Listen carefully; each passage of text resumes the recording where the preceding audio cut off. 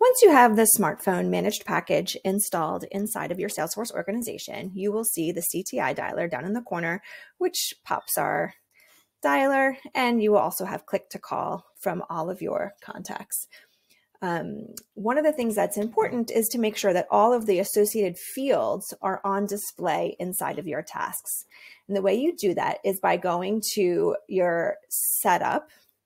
And then from setup, you're going to select the object manager tab, which is separate over here.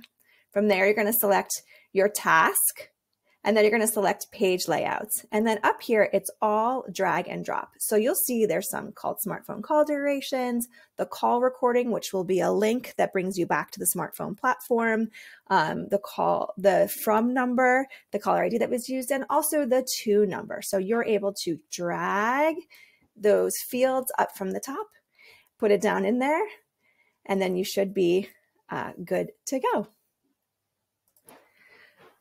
So now that you have your task layout done, you can see in these fields that when you send ingoing or outgoing calls, you're going to have this information populated here inside your Salesforce organization.